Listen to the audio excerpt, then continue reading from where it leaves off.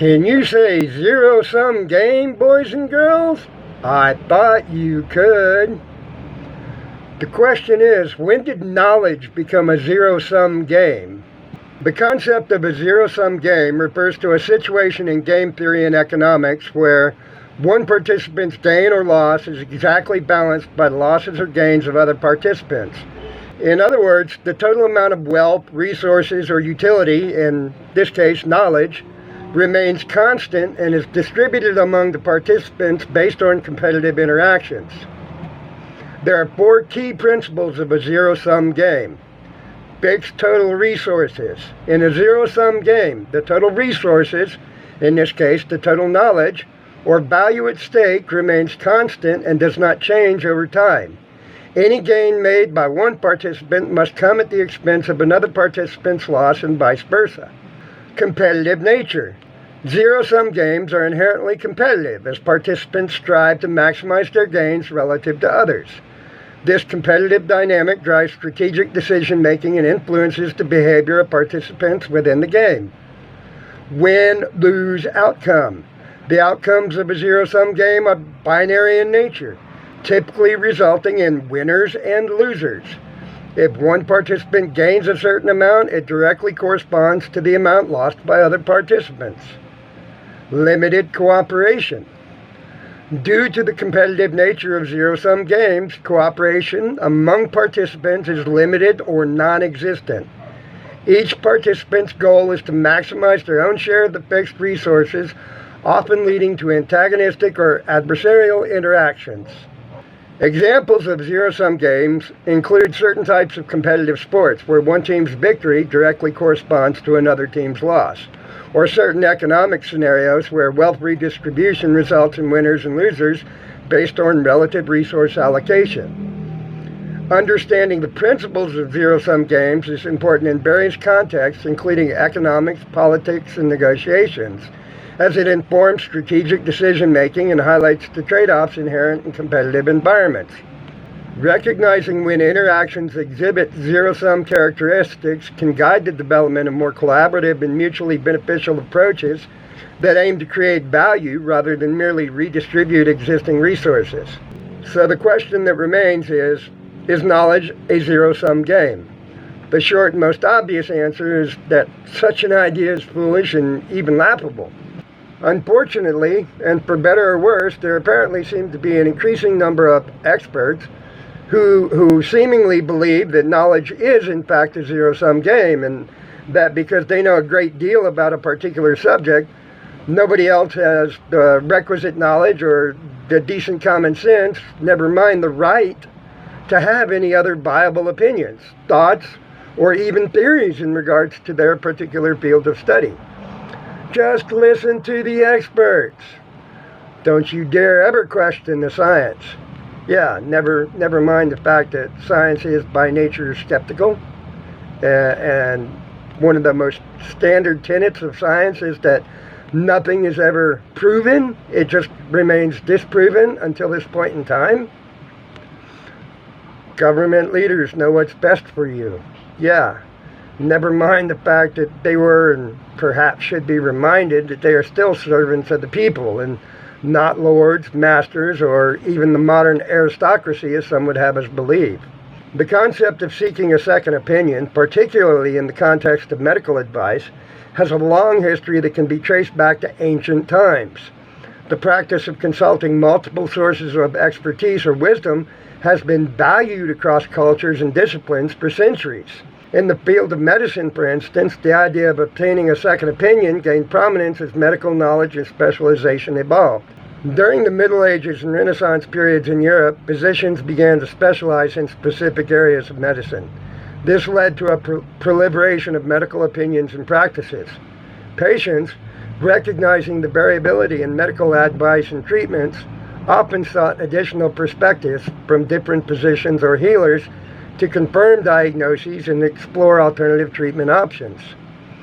Across the span of the comparatively few number of decades I've been alive, I've studied many of the great thinkers and innovators, even some of them being among the greatest minds in history.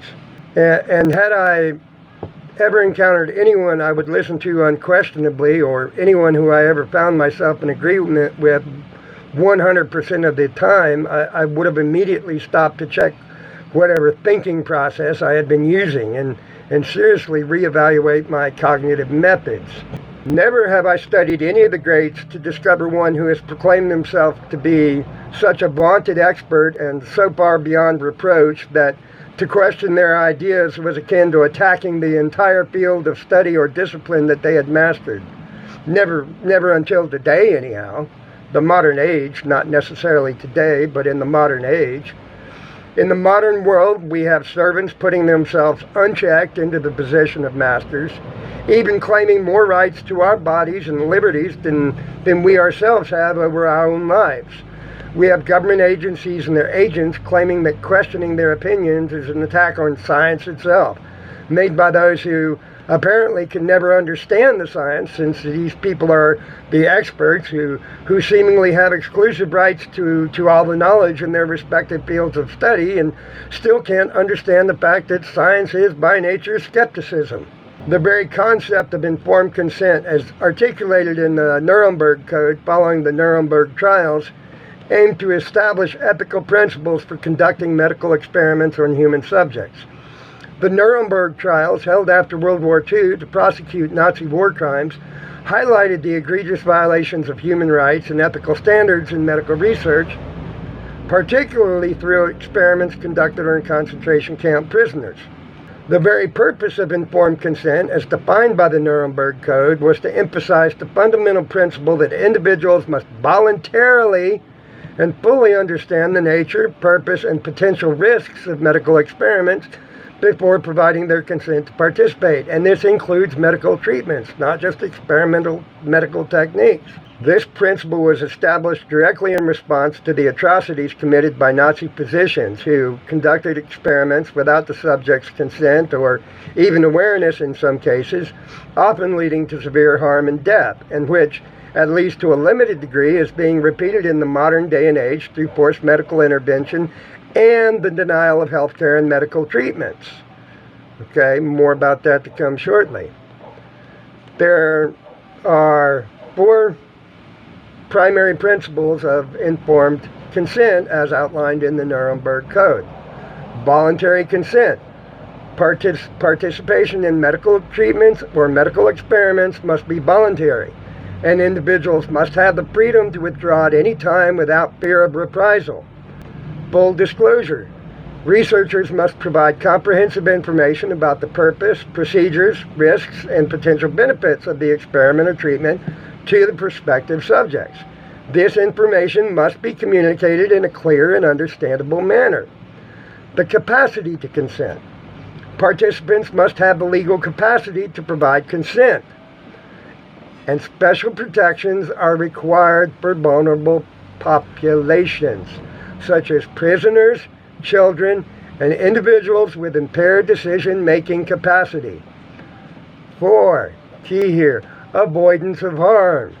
Researchers must minimize the risk of harm to participants, and experiments should be based on sound scientific principles and benefit-risk assessments.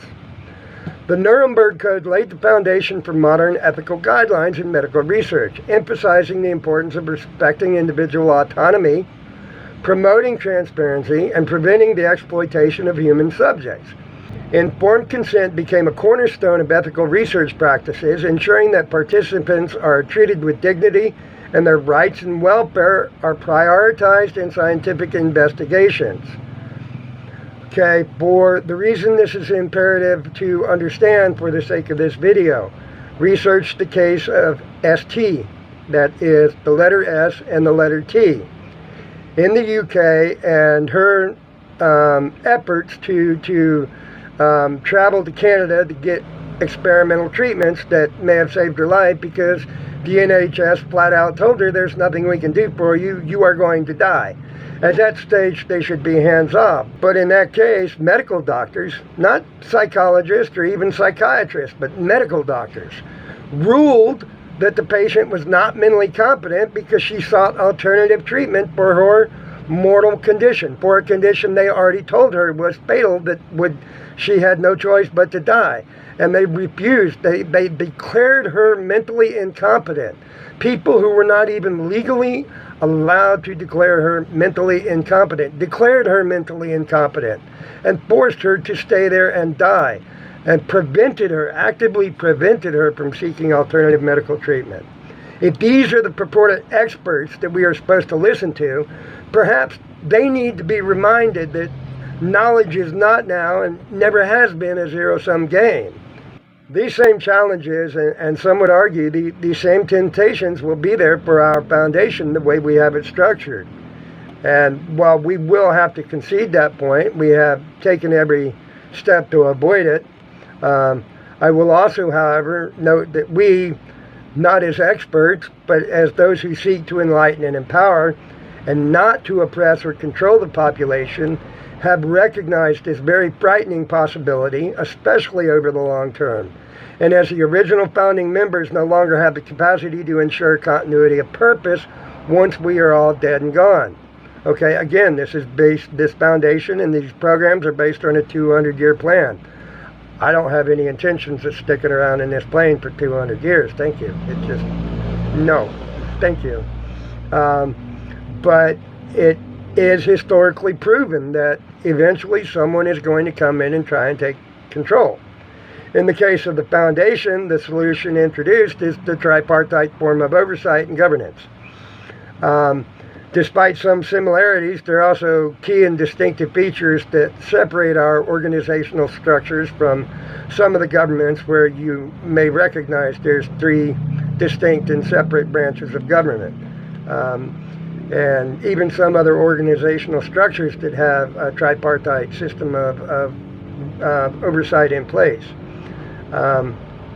Many people in many fields, not just politics, but in many fields, will seek power and control.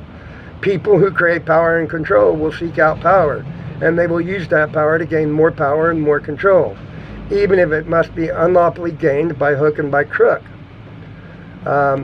The voting system that we have established to avoid these scenarios is weighted voting system, wherein those most directly impacted by the programs being introduced will have the most vital vote in whether or not those programs are approved.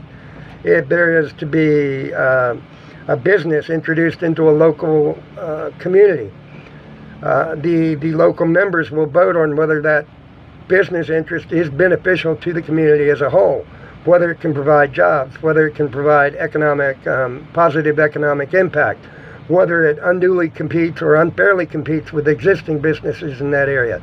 And those people will have the majority vote. The incorporated body will certainly have a say, but it's not, because the incorporated body has an obligation to itself and to the foundation to increase its holdings and to increase its worth and to increase the capacity of the foundation to expand and to introduce new operations. To that extent, it has to be a balanced decision. And the foundation will serve in the interest of a third-party arbitration of sorts to ensure that there is no tied vote, and to carefully weigh and consider, and in such cases where it may be deemed to be necessary, outside arbitration, third-party arbitration, will be brought in to ensure that there is a maximum gain for all parties involved. So, yeah, we recognize there is a very real opportunity for abuse within the system that we have created, and we have done everything that we can in order to ensure that people understand that knowledge is not a zero-sum game, and just because somebody's in a position of power or authority in the foundation, in the incorporation, or even in the local communities, does not automatically grant them with unquestionable knowledge or authority to control and regulate, never mind to oppress or to hold back the individual, the family, or the local community. So if you have anything you want to contribute to that, if you've got any questions, comments, or concerns, We're always happy to hear from you. Please let us know, and until then, we'll see you next time. Thank you. Bye. Please like, share, subscribe, and comment below.